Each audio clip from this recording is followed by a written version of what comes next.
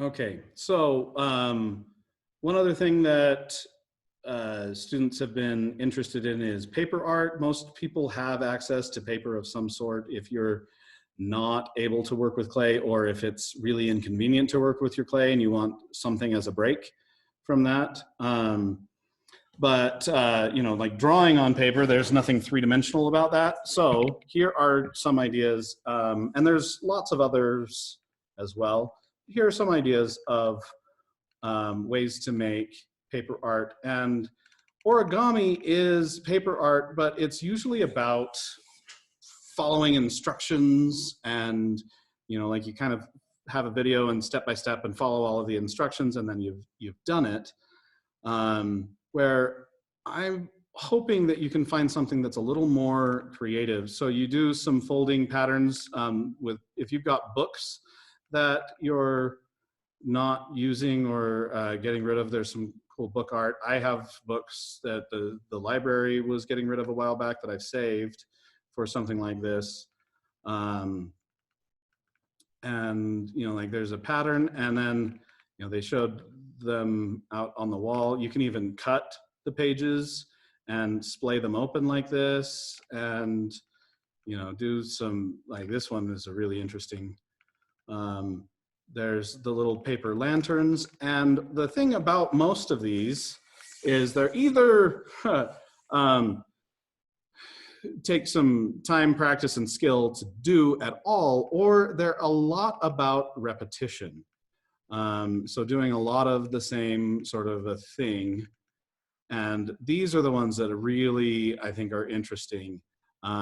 You're stuck in your house all the time, and so using it as a way, using little paper art as a way to brighten up your living space, and that is installation art, is what that constitutes. So you can decorate your bedroom with a whole bunch of little butterflies or stars, and you do some simple origami patterns, or some simple folding or cutting, and then you know, like these are true installations where, you know, like these are public, particularly installations. Right now you don't get to be in public, but you know, something like this where you make a bunch of these little paper pyramids, and I don't know what these little light thingies are on there, but you can make little paper pyramids, and then you know, some intense folding would do this. That's beyond me. You can do cutting, and that's pretty interesting, and would be related, very much related to a relief sculpture. You can do it out of other materials besides just regular paper. You want something stiffer with a little more body, like cardstock or laminated paper, or a poster, or craft foam or something, for if you wanted to try something like this. Regular paper, it can be done, but it's fragile and tricky.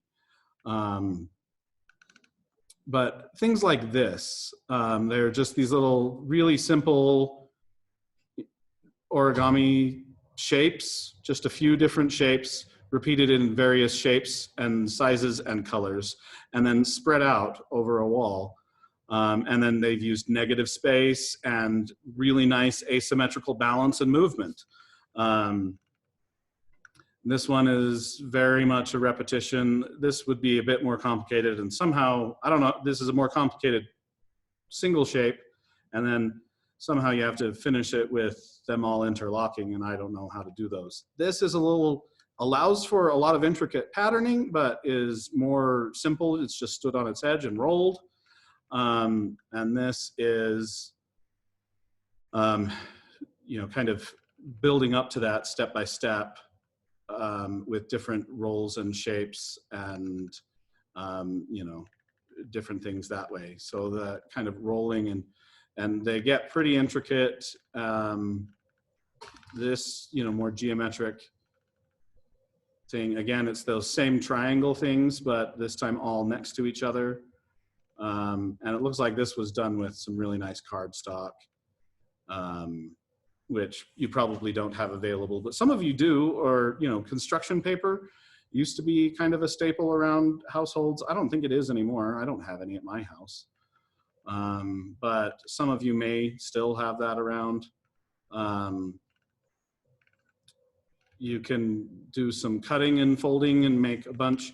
But again, it's about repetition and it's about composition in how you're going to make these work in your house. And you know, rows, I'm less interested in seeing you do a grid. More interested in seeing you do something interesting. And you know, like if the grid is what's most interesting to you, I can accept that if you kind of say why. But you know, these are really interesting.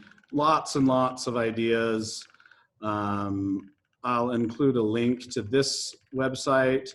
And then, of course, you can always find your own. So, yeah,